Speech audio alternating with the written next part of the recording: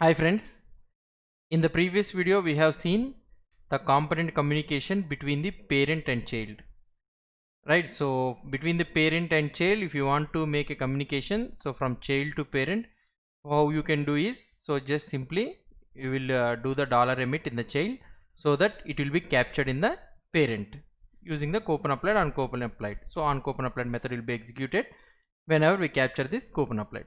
Okay, fine. So this one is nice. So what about when the two components are in the side by side? Side by side means that are in the same level. For example, if you see the output here, yeah, so this one is the output, right? Let's design one shopping details. Uh, so here let's design one new component, shopping details. Okay, shopping details. I am designing the shopping details component. So this shopping details, what it will contain is, here in the right side we will show just what are the products that are added into the shopping list, and we will show the total price of that products. Okay, so now when the user applies this coupon, so we will decrease this price automatically. So we will design a new component for that one, view dot component shopping details. So this is the component name. So whatever you have mentioned in the template, so in the HTML, so that will be, you will be mentioning here.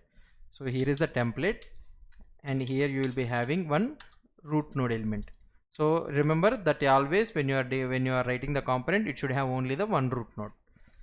Now what I will do, I will have some heading like shopping details. Okay, so you will be having shopping details and heading, and down here we will show price.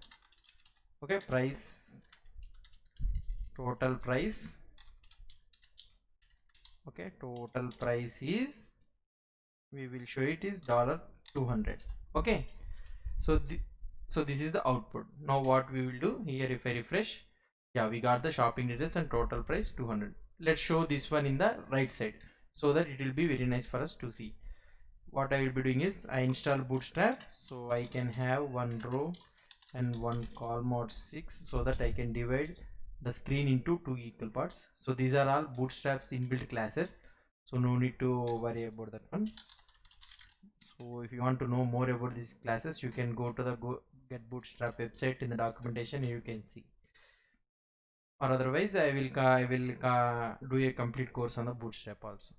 So now we have divided the screen into two equal parts so that you can see the shopping details here.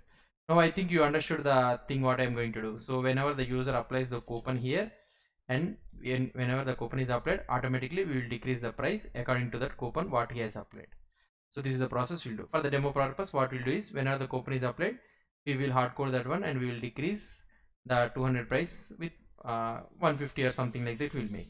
Okay, now what we will do, now we have the coupon details.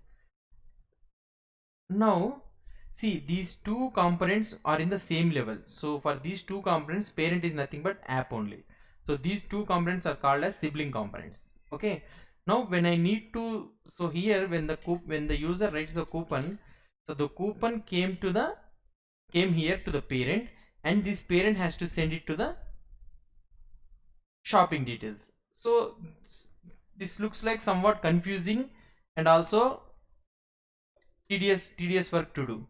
Okay, so what we can do, in order to achieve this process, so what we can do is, we can use the event dispatcher. What is an event dispatcher?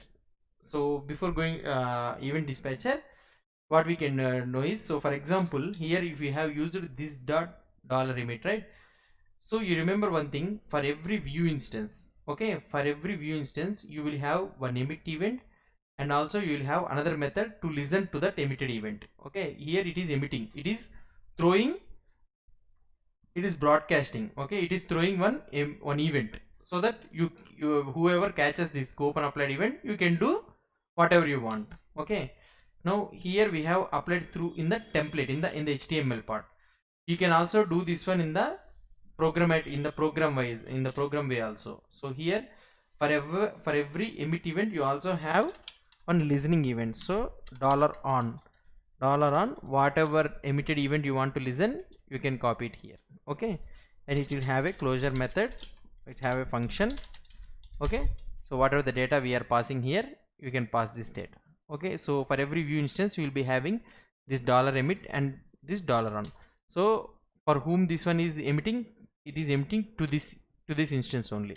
So this instance only can be able to catch this coupon applied, but this coupon applied event should be catched by this component also. So how we can do is, one way what we can do is, we can store that instance in the global variable, in the window variable. Okay, what I will do, new view. Okay, I created one new view instance globally.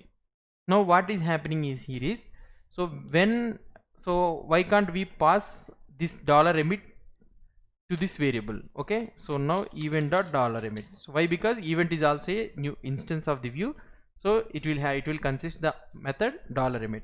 So now this $emit is doing for this instance. Now what we can do, this component in this instance, we can directly, when this instance is created, okay, when this instance is mounted, you can directly listen to that one, $on of coupon applied, whatever the thing you are using here, you can apply coupon applied, and the data, you will get the data. Okay, and we can call this dot on coupon applied. Okay, we will pass this data directly.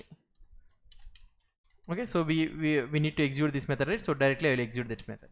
So now if we refresh it here, now if I write anything, so see, you got the event emitted. So now instead of using this, we are storing the view instance in a global variable, and through this global variable we are trying to emit, we are trying to listening that one.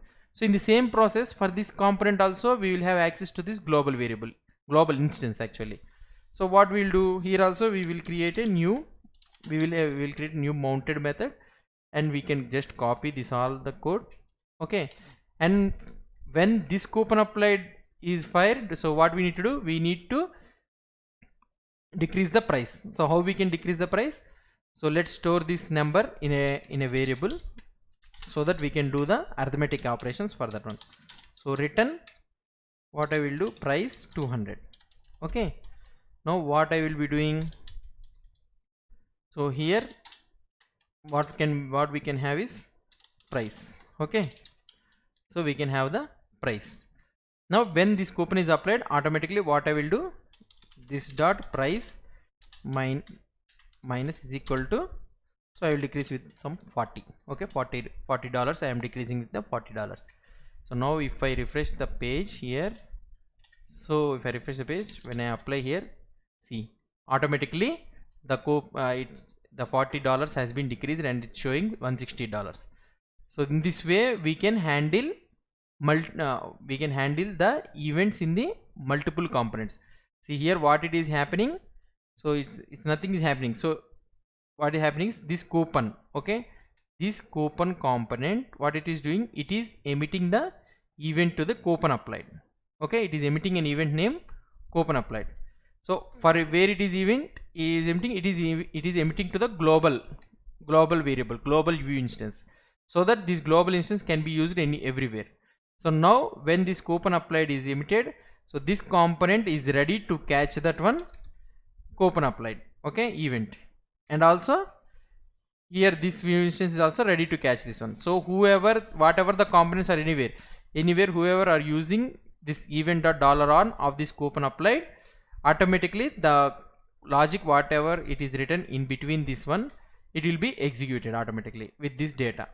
Okay, so this is nothing but the event dispatcher. So we are emptying the events to the event.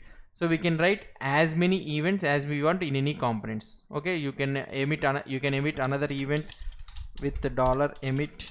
Okay, you can have your own event name, and you can listen directly in the mounted, same thing. So the logic whatever you want, you can do the logic. Okay, so when this event is emitted, this code will execute, and when this event is emitted, so the logic written in this block, it will be executing. So this is the event dispatcher.